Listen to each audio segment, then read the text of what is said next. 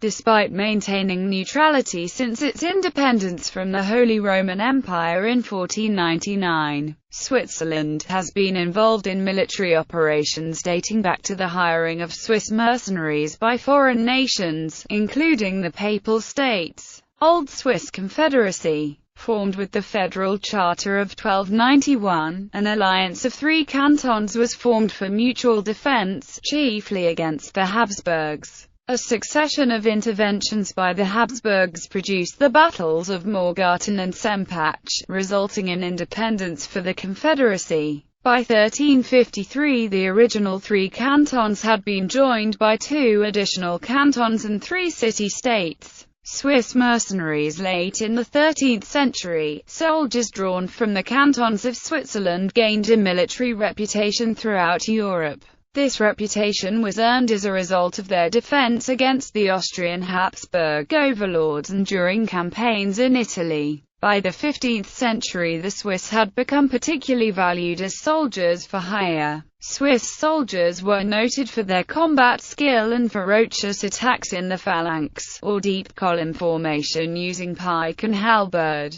They had a virtual monopoly on pike mercenary service up until 1490. By 1490 German mercenaries became proficient in Swiss military tactics and were available for hire at a lower cost. In 1515 the Swiss pledged themselves to neutrality, and they only continued to fight in the service of the Royal French Army. They became bitter rivals with the German mercenaries, and the two would often fight on the battlefields of Europe during the next few decades. Following the Battle of Marignano in 1515, however, the Swiss style of mass combat fighting went into steady decline, to be replaced by the arquebusiers, artillery and earthworks. During the Battle of Bicocca in 1522 the Swiss mercenaries saw a bitter defeat with heavy casualties. Nonetheless, Swiss continued to serve as mercenaries during the next 2 centuries, adopting the musket to replace the pike. Swiss Guard. The Swiss Guard has its origins in 1506 when Pope Julius II hired them as bodyguards. However, the group of soldiers was large enough to be considered an army. This is appropriate, seeing as the Papal States took up 1/3 of Italy at the time, requiring extensive protection. The Pope enlisted them, seeing as he believed they were best at the time. Currently, it is illegal for Swiss citizens to join another country's armed forces except as members of the Swiss Guard. Protecting the Vatican is the sole exception. Military service abroad of dual nationals is permitted under certain circumstances.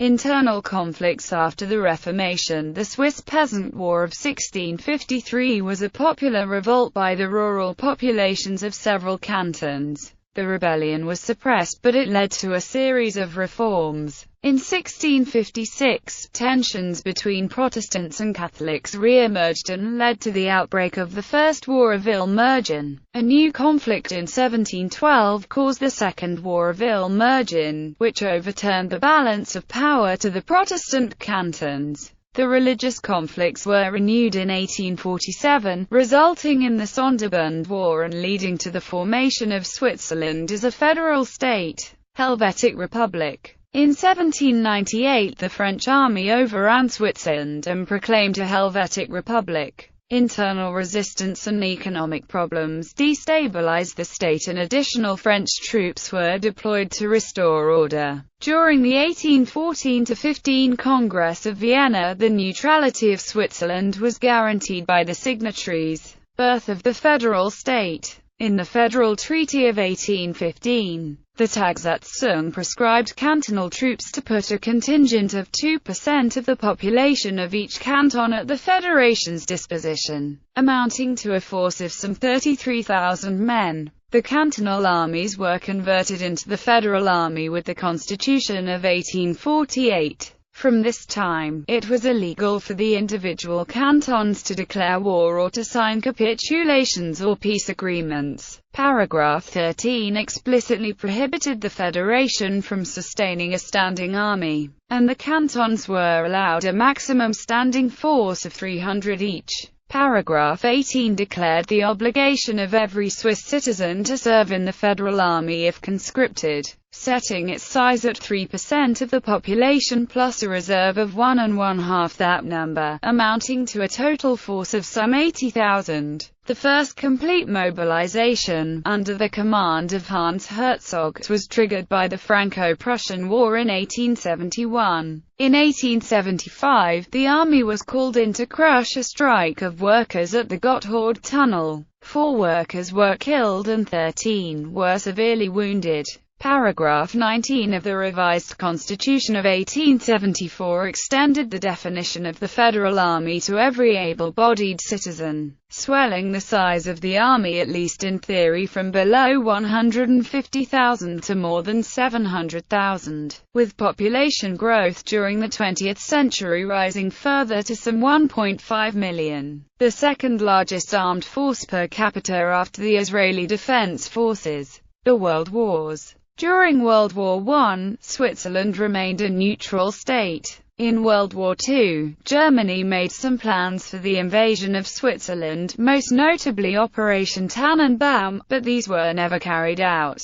However, Swiss airspace was repeatedly violated, both by German and Allied aircraft. World War I, a major maneuver commanded in 1912 by Ulrich Will, a reputed Germanophile, convinced visiting European heads of state, in particular Kaiser Wilhelm II, of the efficacy and determination of Swiss defenses. Will subsequently was put in command of the Second Complete Mobilization in 1914, and Switzerland escaped invasion in the course of World War I. Interbellum period. Will also ordered the suppression of the Swiss general strike of 1918 with military force. 3 workers were killed, and a rather larger number of soldiers died of the Spanish flu during mobilization. In 1932, the army was called to suppress an anti-fascist demonstration in Geneva. The troops shot dead 13 demonstrators, wounding another 65. This incident long damaged the army's reputation, leading to persistent calls for its abolition among left-wing politicians. In both the 1918 and the 1932 incidents, the troops deployed were consciously selected from rural regions such as the Berner Oberland, fanning the enmity between the traditionally conservative rural population and the urban working class. World War II. The third complete mobilization of the army took place during World War II under the command of Henry Guisan. Switzerland's military strategy during World War II was essentially one of deterrence. The idea was to make clear to the Third Reich that an invasion would have a high cost. Simultaneously, economic concessions were made to Germany in the hope that the overall cost of a German invasion would be perceived as higher than the potential benefits. Despite this, it is clear that Hitler intended to invade eventually and that the Allied landing at Normandy as well as the difficulties faced in invading Russia were pivotal in merely delaying an invasion. Switzerland doesn't fight in wars. In conclusion, after Switzerland was surrounded by German and Italian forces, General Guisan revealed on the 25th of July 1940 at the so-called Rütli Rapport, a meeting of the Swiss Army staff at the founding site of the Swiss Confederation, that in case of attack the Swiss would only defend the high Alps including the important transalpine roads and rail links. As a last resort, the army would make these routes useless to the Axis by destroying key bridges and tunnels.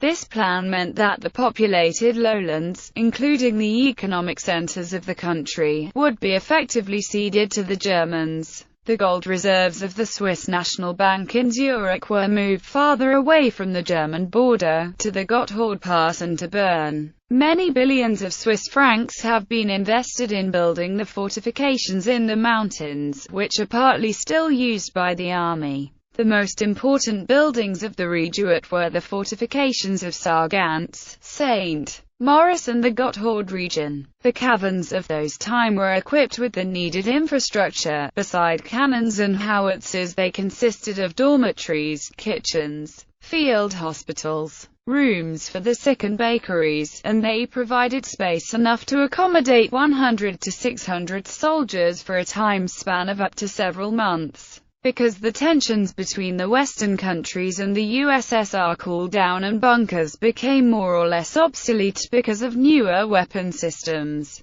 A great number of the redoubt buildings were closed. Some of them have been reopened as museums and can be visited. Contemporary history. At the end of the 1950s, reflecting both the threat of possible invasion by the Soviet Union and the realities of nuclear warfare, Swiss military doctrine changed to mobile defense that included missions for the Air Force outside of its territory, in order to defeat standoff attacks and nuclear threats, including the possibility of defensive employment of air-delivered nuclear weapons. However, the inability to field an air force of sufficient capability to carry out such missions led to a return of traditional protection of own territory doctrine. Meanwhile, the Air Force also began to prepare ad hoc air bases in the mountains, with sections of highway strengthened to act as runways and hangars carved out of the mountains. In the 1960s and 1970s, the armed forces were organized according to the Army 61 structure.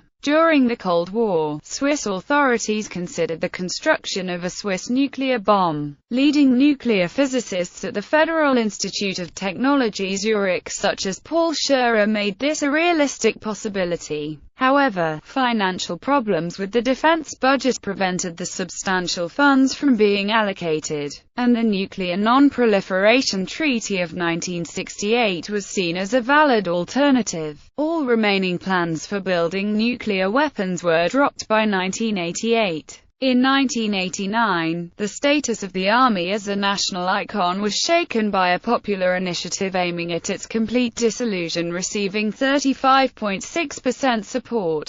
This triggered a series of reforms, and in 1995, the number of troops was reduced to 400,000. Article 58.1 of the 1999 Constitution repeats that the Army is, in principle, organized as a militia, implicitly allowing a small number of professional soldiers. A second initiative aimed at the Army's dissolution in late 2001 received a mere 21.9% support.